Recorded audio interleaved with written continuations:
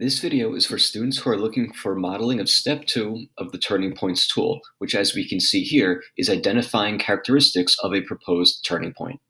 The ability to assess an event and determine if it is truly a turning point is a very involved process that requires a lot of information gathering, critical thinking, and evaluation. Also, just so you are aware, part of the summative assessment at the end of this unit does require you to identify and explain a turning point as well as the relationship between a pair of documents. Therefore, it is a pretty important skill for you to develop, and instead of trying to condense all of this into a video or two, there will be one video for each step. This is the second video in the series, and as I mentioned earlier, it will focus solely on step 2 of this process. The modeling that I do in this video will be utilizing resources from day 6 of Unit 2, which is about the construction of race and slavery in colonial Virginia. And the event that we are going to be evaluating as a turning point is the development of race-based chattel slavery. However, this tool can be applied to other content, so if you are evaluating another event as a potential turning point, you can still follow along as I go through step 2 of this process. Also, if you have a physical copy of the Turning Points tool, it probably looks something like this, with the steps spread out over a few pages.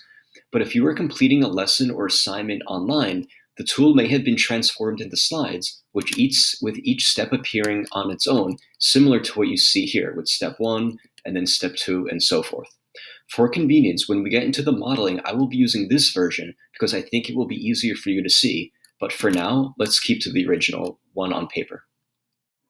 Like it says here, step 2 is all about identifying the defining characteristics of the proposed turning point. And by defining, we mean characteristics that set it apart and ones that were relevant enough to impact or influence its occurrence. If we scroll down to the second page of this tool, we can see that there are 5 categories that these characteristics are divided into, which is going to help us ensure that we have as full an understanding of this event as possible. For instance, in the previous video that modeled step 1, the event we were evaluating was the displacement of indigenous people by European colonization. And if we were only to view that event as either being political or economic, we would only have a fraction of the characteristics that truly defined that event. The lesson for our current example about the development of race-based chattel slavery as a turning point in the early history of the United States provided the students with a video, a secondary source, and 2 primary sources that provided them with the content knowledge that they needed to create the context in step 1.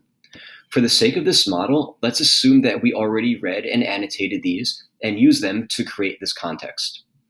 As is a normal part of being a historian, we will do a reread of the texts and review our annotations using these defining characteristics as our guide.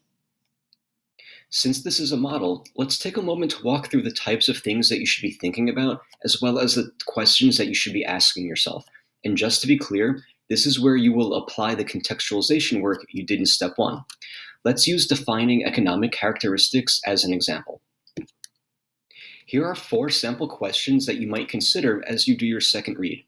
Notice in this first question, it starts with a very generic sentence starter, what economic factors led to, but then calls for us to look for something fairly specific to this event that we learned from doing step 1, namely the development of slavery in the Virginia colony. The next question about the violence and exploitation of the slave system is completely rooted in our work from step 1. So this should show you how interrelated all of these steps truly are.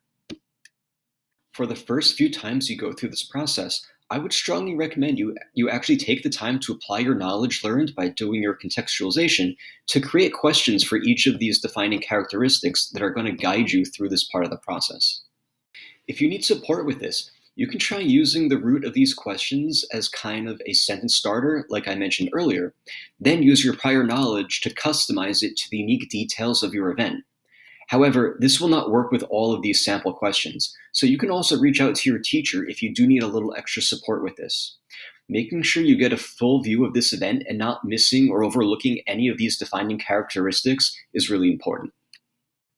Here, we see the secondary source that was included as part of this lesson, and for demonstration purposes, you can see that I annotated it using this color scheme that was based on the 5 types of defining characteristics.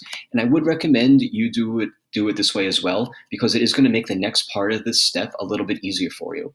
So if you haven't reread and annotated the sources relevant to your event that you're evaluating, you should pause this video here and go ahead and do that. Now that you've gone through all your sources again and noted the different types of defining characteristics relevant to the event in question, let's go back to where we left off in our example to see how those economic questions guided me. And here you can see the result. And you should take a minute to read this, so feel free to pause the video if necessary. After doing so, you'll probably notice that this response is kind of a compilation of these 4 questions. The first few times you do this, you may rely on just answering the questions in order. However, as you get better, you will be able to create a response that really does synthesize all the relevant information into a single paragraph. Let me provide you with one more modeled example, and let's say that the next defining characteristic I want to look at is political. Based on the context that I created about the development of race-based slavery, these are the 2 questions that I think the answers to which will give me insight into how political factors such as laws and court rulings contributed to this event. Then, I actually went back to that secondary source I showed you a few minutes ago because I remember that I found a lot relating to the political influences on the event in question. After reading through all my annotations, which you can see here, there are a lot of ones that I marked green for political. Here is the entry that I created. Again, pause the video if you'd like to read it as an exemplar. You should now continue your work on step 2, and remember, let the contextualization work you did in step 1 guide your thought process for finding these defining characteristics. You may even want to create some questions ahead of time, just like we did here in this exemplar. Oh, and please note what it says here, that depending on the event under consideration, not every defining characteristic is relevant, so you may end up having some of them remain empty.